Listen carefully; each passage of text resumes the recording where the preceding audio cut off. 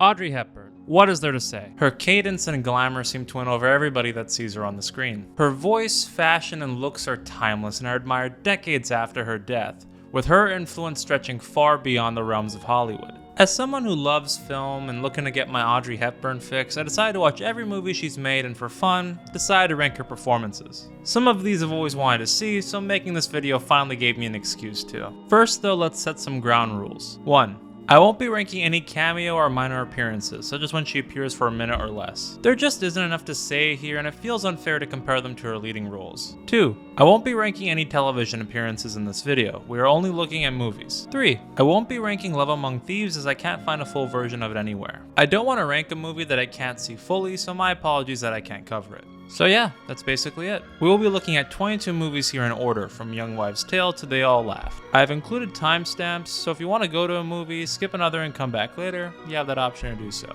I will avoid spoilers, so don't be too worried. Let's get started, but before we look at the actress, why don't we learn a bit more about the person?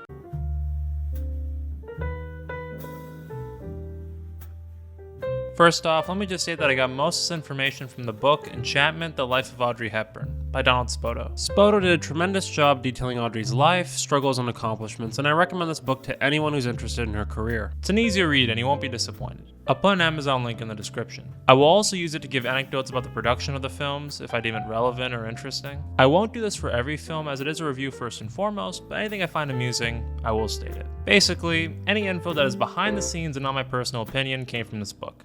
As I said, definitely give it a read. Captivating stuff. Lastly, I will be using clips from the documentary Audrey that came out in 2020. That's a good resource if you prefer to watch and learn as opposed to reading and learning. I'll put a note on the title cards if a video portion contains clips from it. I think that's all.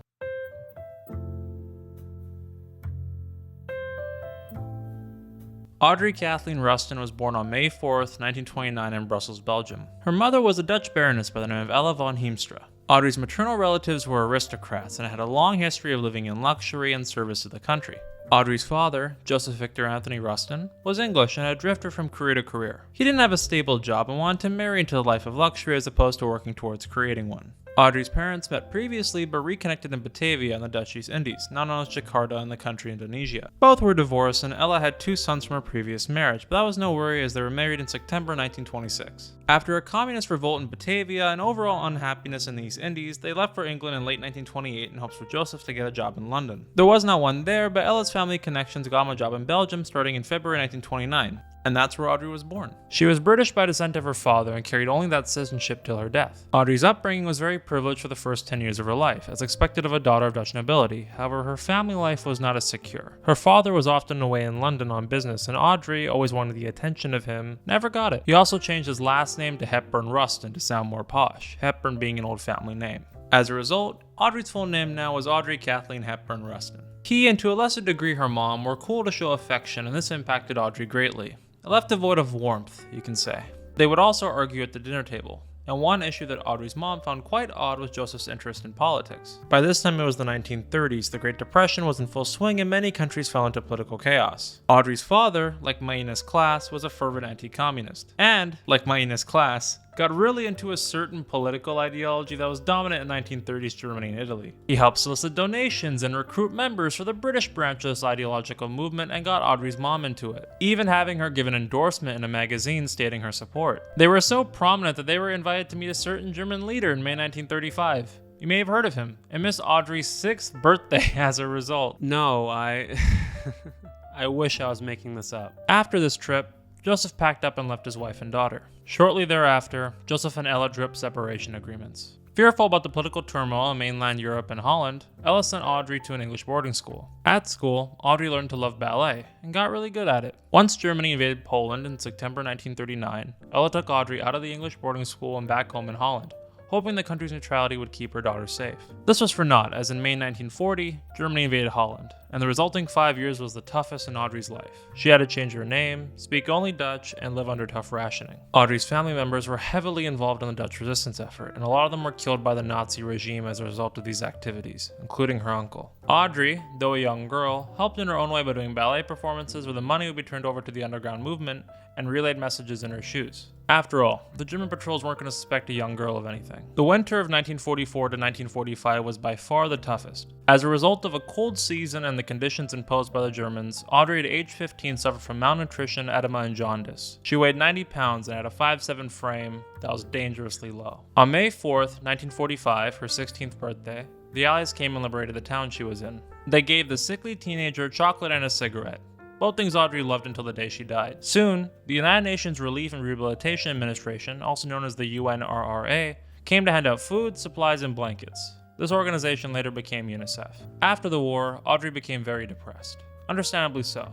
But ballet would provide a way out of this for her. She later moved to London with her mother so that she could further pursue dance classes, with Ella taking a job as an apartment concierge to support her daughter's ambitions. Audrey also did some modeling and clerical work on the side in addition to her classes. She also formally dropped the Rustin from her name and thus became Audrey Kathleen Hepburn, the name I'm sure all of you are familiar with. After some good reviews on the stage, Audrey got involved in movies. She did some minor roles before getting her big break, which leads us to her first feature film.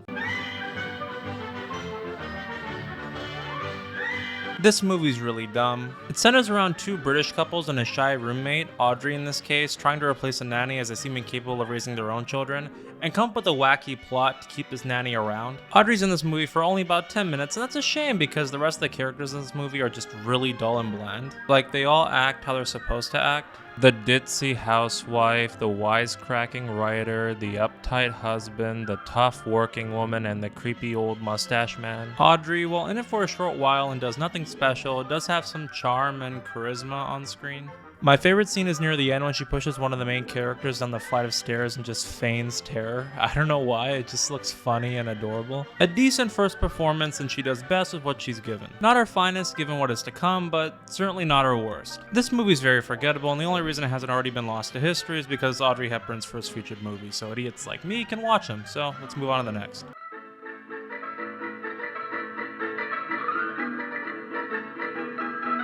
This film is much better. Centered around a political assassination, Audrey plays the innocuous little sister whose older sister is trying to keep out of harm's way. Her character, although one-dimensional, does stand out compared to the rest because they're all just super serious NPCs. Besides the old guy, he's cool. We also get to see her do some ballet in the movie, which was her first passion, so that's fun. I don't think any of her other movies have her do ballet, at least for extended periods like this. The film overall is a mediocre drama, but Audrey does provide some comedic relief, such as when she's dancing in the hall, just going to town. All in all, not a bad performance, de facto better than the last one due to her getting more screen time, but that won't be a problem in the next movie.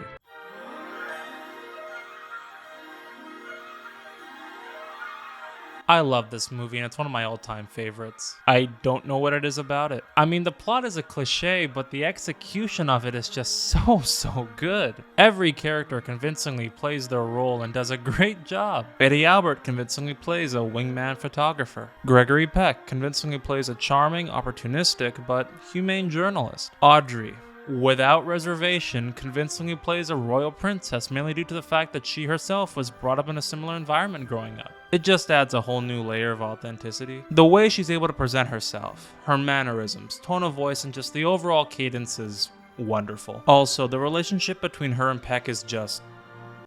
They have such great chemistry and there is never a dull moment between these two. The final quarter of this movie is some of the most heart-wrenching sequences I've seen. Very few movies have ever made me emotional, but this one did it for me. No, like I'm serious. I can count the amount of movies that have on one hand. Anyway, this was the first Audrey Hepburn movie I watched and I fell in love right away. That Oscar was well deserved. Highly recommend this movie. The less I say about it, the better. Like, watch it immediately. And if you can, watch it with your significant other. It's definitely good date night material. I know I had fun with mine.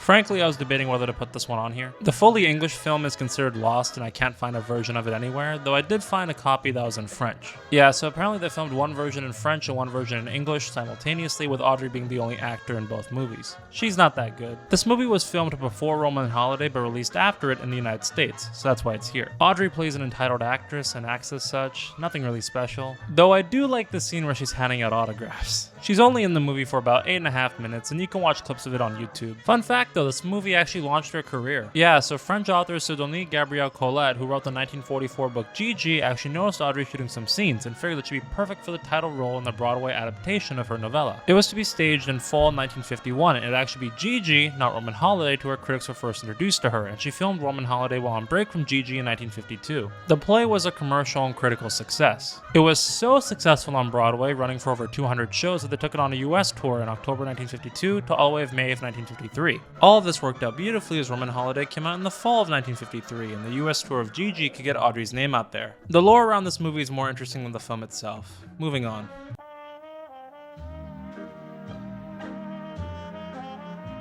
Okay, I think this one might be my most controversial pick yet. I don't think this movie's all that good. That's a shame because it should be good on paper. I mean, I love Humphrey Bogart, I like William Holden, and Billy Wilder's made a lot of great films. It just falls a bit flat for me.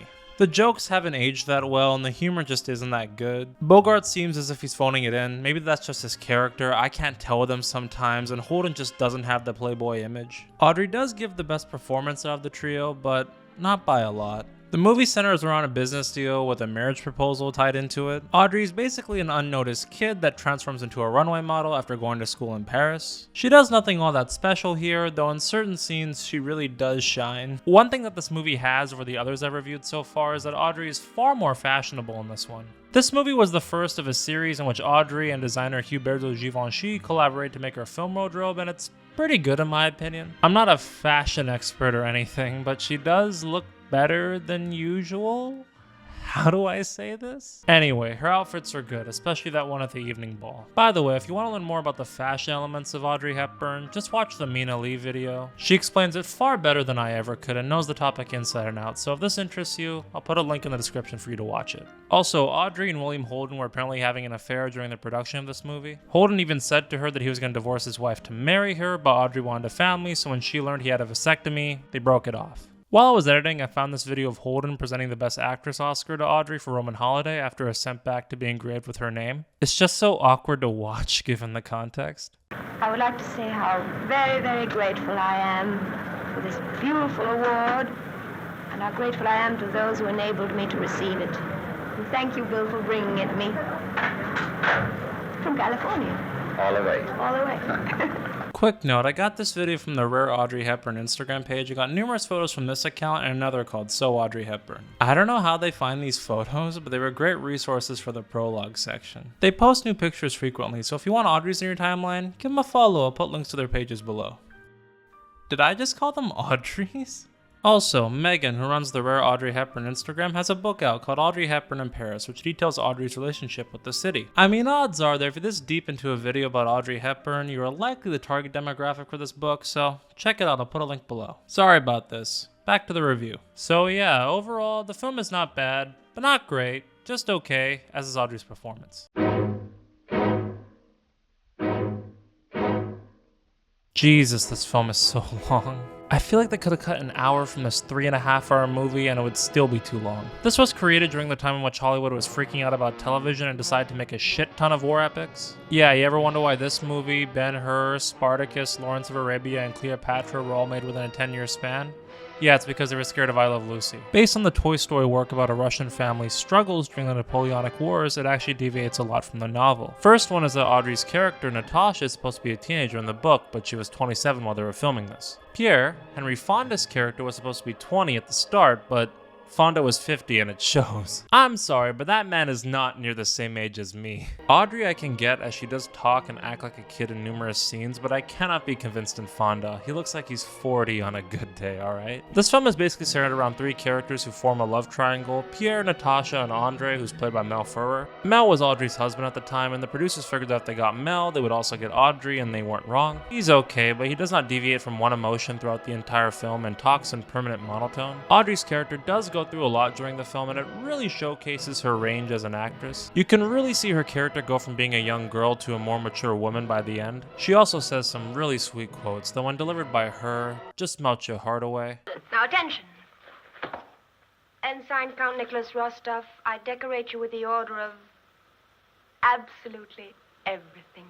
Whenever anything was complicated or injustice was being done, the case would be laid before you and your word would be law. Why me?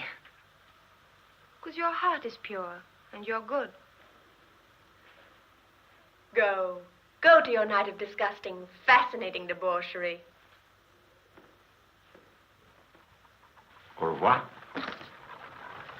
I just wish they were delivered in a better movie. I watched it twice, once a couple months ago and once in preparation for this video, and while I liked it better the second time, the first act is just so slow. The second and third acts pick up as Napoleon invades, but even then, it's a slow build-up with so many scenes I would have cut. Audrey's outfits are okay, she looks great as always. I'm not really into 1800s attire, so maybe it's just me that I don't like them. Audrey does have some strong moments, particularly in the scenes where she's crying, like you really feel for her character at that moment, but the script and the pacing of the movie detract from the performance. The battle sequences were fun to watch though. I like how Henry Fonda's character helps out even though he's not in uniform and how casual everyone is about the whole situation. Only Audrey, Fonda, the dad, and the Russian general really do an above average job. Everyone else is just meh. A lackluster movie, and Audrey, well, trying her best, kinda left out of mediocrity. On to the next one.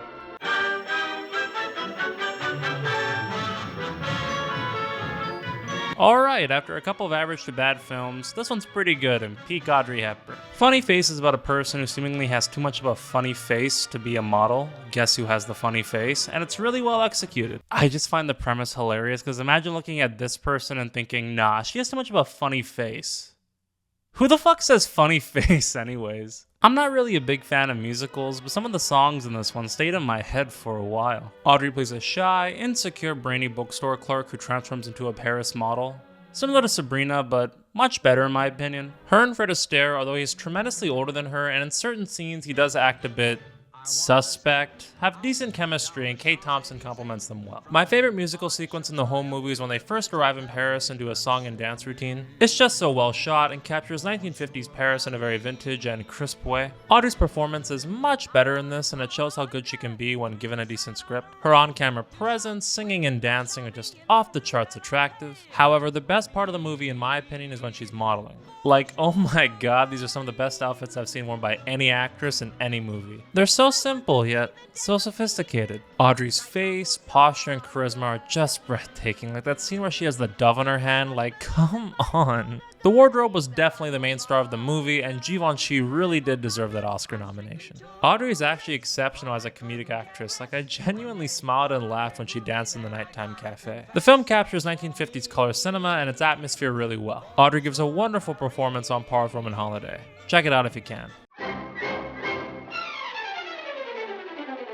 This film is a bit strange in my opinion. Set in Paris again, the city of love, Audrey plays an unassuming student musician who falls in love with a womanizer, Gary Cooper in this case. Directed by Billy Wilder, this film does have its comedic moments, especially with the distraught husband and the dog lady, but I feel the romantic leading pair is a bit off. Don't get me wrong, Audrey and Cooper do a good job, it's just that the age difference really shows here. You can just tell in certain scenes without dark lighting that Cooper looks just really old. The ending is very basic and the music feels as if it's almost a bad ending in my opinion. Audrey gives an average performance by her standards, on par with Sabrina and War and Peace, but on the level of Funny Face and Roman Holiday. Her outfits are decent, not exceptionally good, but fitting for her character. My favorite is the one with the fur coat, and this one shot with the flower just does me in. She convincingly plays the character with charm and innocence, and that's really all there is to say.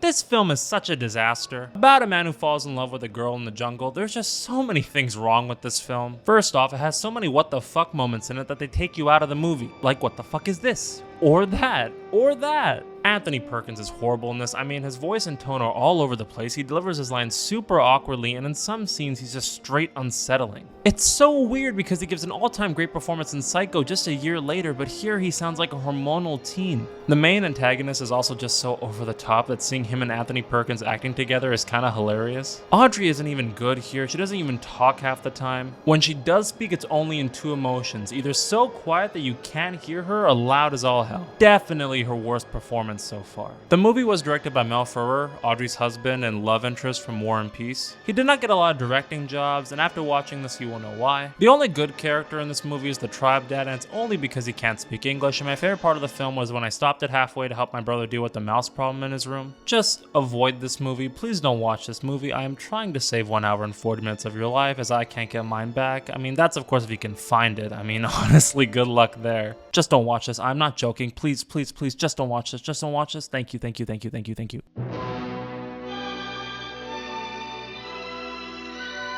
A really underrated film.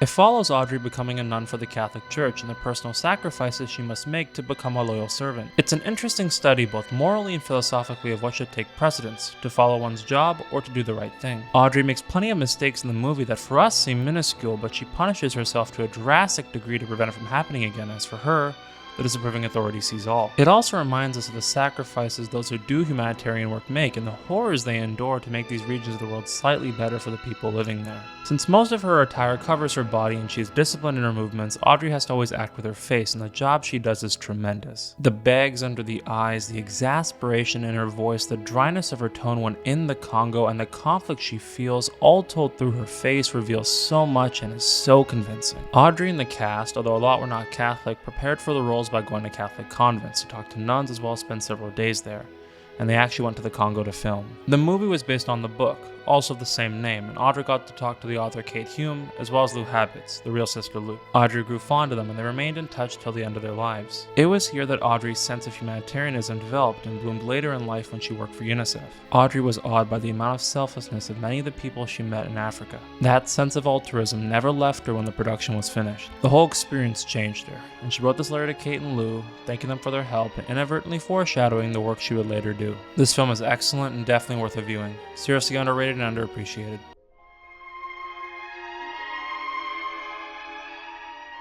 Movie's alright. Set in the Old West, it follows a family as they confront their history and their prejudices. Audrey plays a Natasha-like character in this one, and while she's good, after watching the nun story immediately before, it just feels like a step down for her. I get that actors/actresses don't always get to shape the character the way they want to, however I wish her character was a bit more nuanced. After a dull first half, the film picks up in the second, but it's not that unique or exciting compared to others on this list. Audrey I don't think even gives the best performance in this movie. Burt Lancaster and Audie Murphy, in my opinion, do a better job in their roles. I just find the Wild West out of place for her and wish she took on a more mature character as opposed to a rehash of another she did. Perhaps her performance was hampered by the fact that after being thrown off a horse while filming, she was taken to the hospital. She suffered 4 fractured vertebrae and a sprained foot. She was also pregnant, and while she did not lose the baby, it was later stillborn. These pressures probably led to the performance being the way that it was. It's just a basic western with some action thrown in, which is unique for an Audrey Hepburn movie, so there's that, I guess.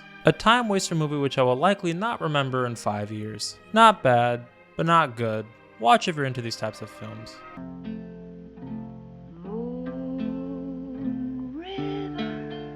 Okay, this is the one everybody knows about. Probably her most emblematic role, Audrey plays Holly Golightly, a call girl with an eccentric personality. Although the movie is a typical rom-com for the first half, it develops into something far more poignant. A commentary about life, responsibility, and personal identity, as well as what that means to someone as conflicted and despondent as Holly. Based on the novel by Truman Capote, which I read, Audrey plays exactly how I imagined Holly in the book. Funny, outgoing, and always moving from topic to topic. She feels as if she can be a real person, someone you know, and she reminds me of people I'm sure we all meet in life. Compared to her other roles thus far in her career, it was a nice change of pace to see her be a debutante, as opposed to the girl next door type she always seemed to play. She dominates every scene, and you can't take your eyes off of her. Audrey also did her own singing for the role, and her performance in Moon River is magnificent. The song fits her character well, and she sings it as if she means it. Her attire is also solid. The clothes fit her like a glove and match her persona in an uncanny way. I still think Funny Face was better in this realm, but only slightly. In terms of her co-star, Paul Varjak, played by George Peppard, I think he's okay in the movie. He does not really do a lot, but he does have some good scenes, particularly that last monologue he gives. The supporting cast do a fine job, all compliment the movie, except for one. He's just out of place and, well, you know, pretty racist. If you ignore him, the film is pretty good and a timeless classic. Also, the cat, named Cat, was the best actor in the whole movie. Should have gotten an Oscar. I mean, look at him. Who's a good boy? But yeah, it's a good movie and I tend to enjoy it more with each subsequent viewing. Definitely something every person interested in film should see.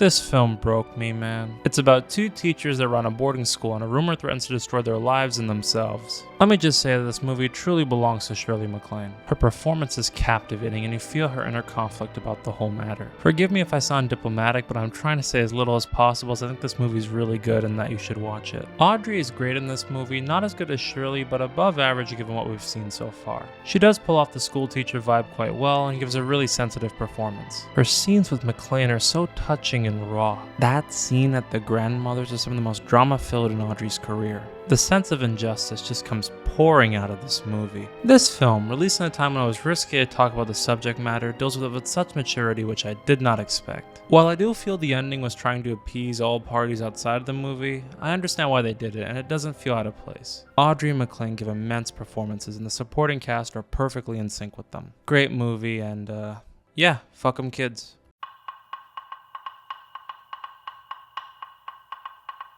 What a fun movie. I swear, half the runtime is Audrey making faces like this. Set in Paris, Audrey plays a widow who has to solve why her husband died and who would have an interest in that happening. The film is brilliantly paced and is great at creating suspense. There are so many twists and turns with the story that in the end you really don't know what's gonna happen. It's really funny too, one of the funniest in Audrey's career, which I did not expect. Audrey is superb as per usual. Her fear about the situation at hand appears sincere and her confusion gets projected onto you. It's almost as if she herself cannot believe what's happening in the movie. Her outfits are good as well. Early 60s fashion appears to be her strong suit as her outfits glow with every appearance. I think this white one is the best, but this blue one is good as well. Cary Grant is also solid. He actually rejected playing the co-star in Love in the Afternoon given him and Audrey's age difference, him being 25 years older. But he was convinced to do this role if it was Audrey that would be pursuing him. The result is actually a strong performance by the duo. The back and forth between them is some of the funniest parts of the movie and the age difference does not seem to be a glaring issue.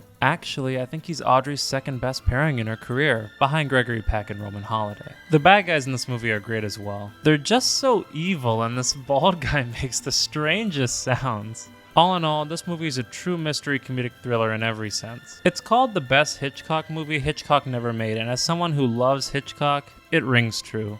You can actually watch it on YouTube right now. Yeah, no joke, because of a mistake with the copyright symbol in the film, it actually entered the public domain the moment it came out. Highly recommend this movie, you're in for a good time.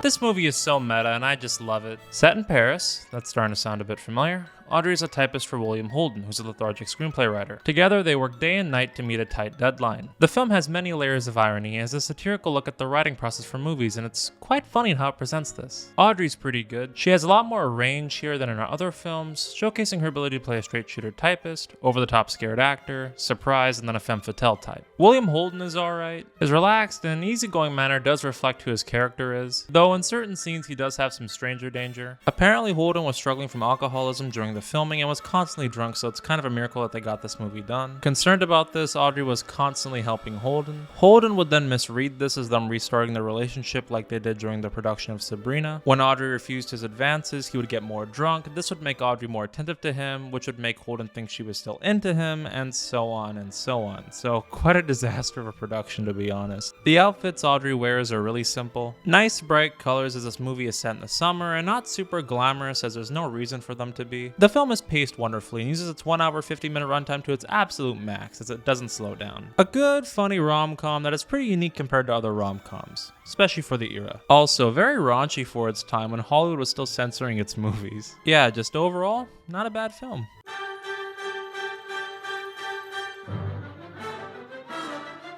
A musical, but a good one again. Audrey plays a street haggler who gets transformed into a high society one by a linguistics professor, played by Rex Harrison. I do like the opening of this movie. It starts with him just roasting other languages while Audrey just makes sounds. No, like legit, see for yourself.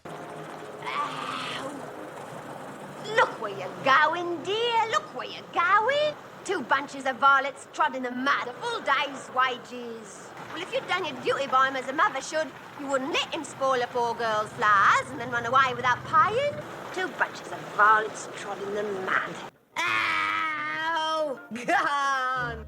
Ew, what's that you say? Ow, you don't believe that, Captain? I don't know what she's saying, but it's by design, so it's fine, and British people aren't even real anyways. Wait, hold on. Oh yeah, shit. Rex Harrison decides to help. You know, real I can fix her energy. Audrey's great in this movie, there's really no other way to say it. Her scenes when she does the Cockney accent are funny and entertaining, due to the fact that it's her saying and doing these actions. I don't think it would have worked with any other actress, to be honest. The dance sequences with her are also well executed and visually appealing. Audrey was supposed to do her own singing in the film, but Warner Bros. Decided to have her dubbed. This greatly angered her. You can tell when Elsa is singing that that's just not Audrey's voice, but they don't cause problems in my opinion. It's weird because Audrey isn't even that bad of a singer. I mean, she was great in Funny Face and Breakfast at Tiffany's, with the latter having the person who wrote it, you know, winning an Oscar. Audrey's historical outfits are better here than in War and Peace in my opinion. I'm sure all of you are sick of me mentioning her outfits, so I'm just gonna stop doing that because, let's face it, she looks good in every single movie she's in, so I'm only gonna do it from now on if it's exceptionally good. One thing that particularly struck me was the set design cinematography. Really good even by today's standards. Rex Harrison does a good job as well. His numerous comebacks and quips match his demeanor, and his overall vibe is so pretentious. He did get an Oscar for this role, with Audrey herself giving him the award, which she wasn't even nominated. I also found the old housemaid and the dad quite comical, especially that song he gives about going to church in the morning. This film is a pretty good musical with some catchy tunes. I really like that song in the beginning with the flowers and the wagons. That was cool. While I do feel this movie is long by about 30 minutes, I see why it's held in high regard, and I did enjoy it. I personally prefer Funny Face over this one, but hey, feel free to watch both and see for yourself.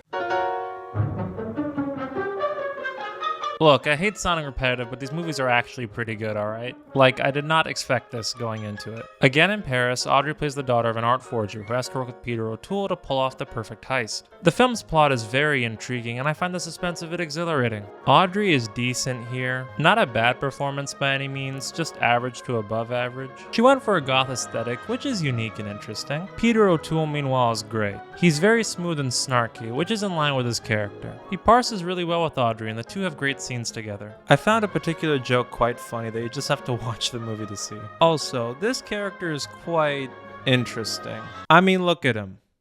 What's your thoughts on this man? Eli Wallach is also in this, and he's just Eli Wallach. I don't know, I just find the idea of Tuco and Princess Anne having a conversation to be a funny one. Once the film gets going, it's intense and you are hooked. The heist itself is presented with such drama, ingenuity, and comedy that it feels like it could have actually happened in real life, and the falling action is just tremendous. An outstanding crime comedy that is easy to watch and enjoy, even if Audrey isn't the best performer in this. But don't confuse that with being not good, as she is.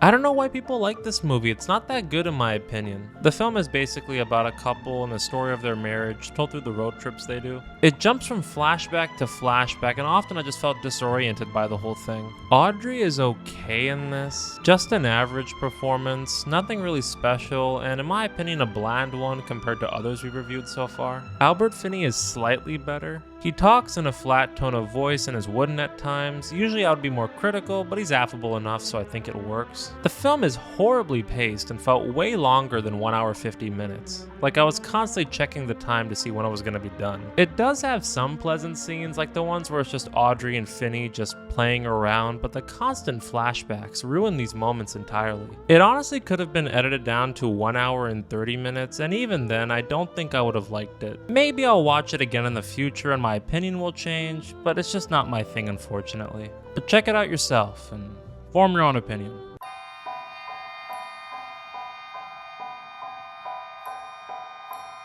A nice return to form compared to the last one. Audrey plays a frightened, agitated blind woman who has to fend off 3 men looking for an item. The concept of having the protagonist be a blind person is an interesting idea, and I found it accomplished very well in this film, as Audrey does an impressive job. The way she moves around the room, talks to people, looks at them, and just stands still to hear the sounds is just excellent. Definitely in the above average tier. The bad guys are also remarkable, particularly Alan Arkin, who just comes off as a sleazeball. People say that this movie is one of the best thrillers of all time, but I think it's okay. It does keep you engaged throughout, given the numerous suspenseful moments, but I think compared to other great suspense films, the movie is just alright. The climax is pretty good, except for one scene that made me laugh because of how clearly scripted it was. But overall, the movie is pretty good, and I see why people like it. It uses its runtime well, and if you're into these types of films, I'm sure you'll find it entertaining.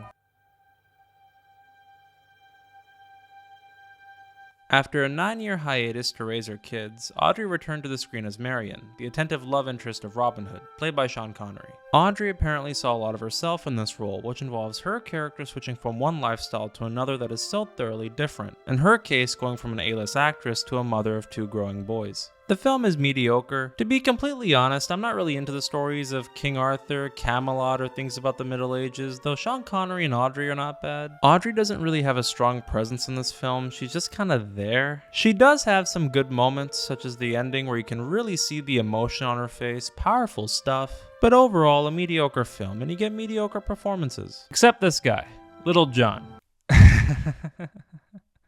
Little John. He's alright, definitely one of the boys.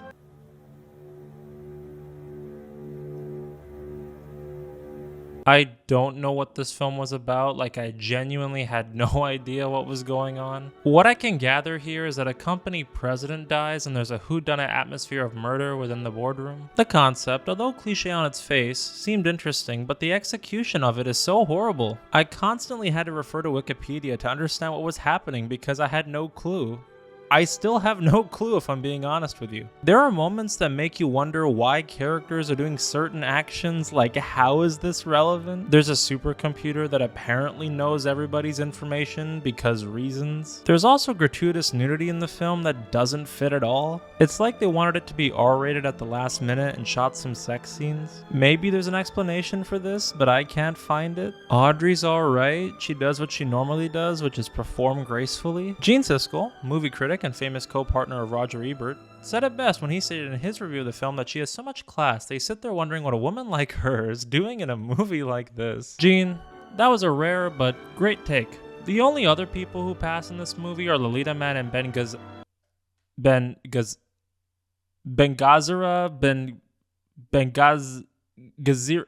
Fuck. The point is, don't watch this movie. Save yourself. Get on the lifeboat. Don't do it, Rose. Man, this film was trash.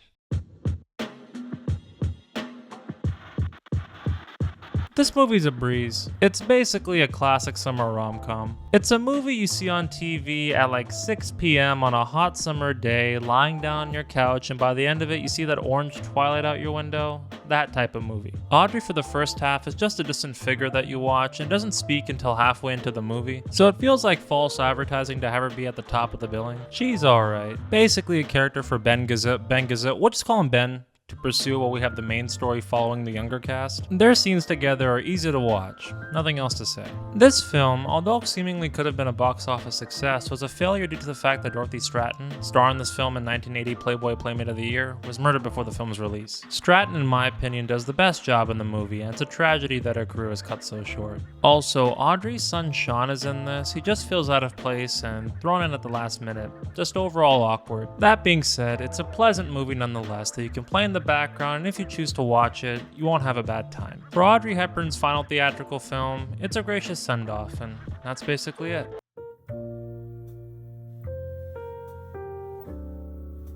Okay, that was fun to do. I think it's safe to say that I'm slightly Audrey fatigued at the moment, and it's gonna be a while before I rewatch any of these, even the ones I do like. Anyway, here's how I'd rank Audrey's performances. Can I get like a drum roll or something? There you go. Thank you so much. Boom.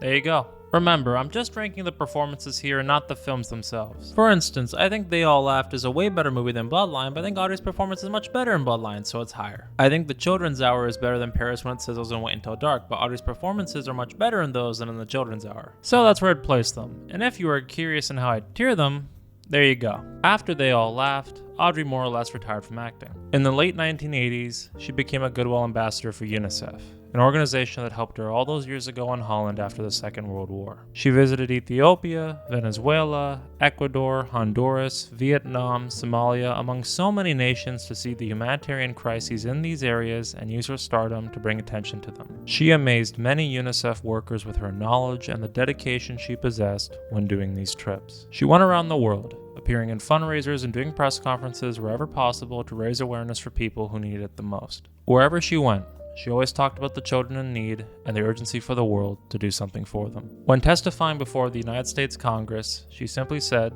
quote, There is no deficit in human resources. There is only a deficit in human will. She did this for many years until the fall of 1992, following a trip to Somalia, where she all of a sudden developed a sharp pain in her stomach. It turned out to be cancer that had begun in her appendix and then consumed her colon. Following operations in November and December, the situation did not improve, as the disease was so widespread that nothing could be done. Audrey Hepburn was entering the final stage of her life. She spent Christmas of 1992 at home in Switzerland, among her friends and family. "My one wish for Christmas would be peace," she said. "Peace especially for the children of the world. Only then will the water we provide quench their thirst, the food nourish their bodies, the medicine make them well. And only then will they live to play and learn, and their parents will live to love them." Givenchy, her friend of 40 years, came to visit her. Audrey, barely able to speak clearly, gave him a blue coat for Christmas. She kissed it and held it out. "I hope you keep this coat all your life." Givenchy flew back to Paris, wiping away tears with the coat around his shoulders. In January of 1993, Audrey spent her final days trying as hard as she could to walk around her garden, a hobby she loved to do ever since she was a young child. Around her on her deathbed lay photos of her wedding day, pictures with her and her kids, but also photos from The Nun's Story, a production that changed her forever. Finally, on January 20th, 1993, Audrey Hepburn died in her sleep. She was 63 years old.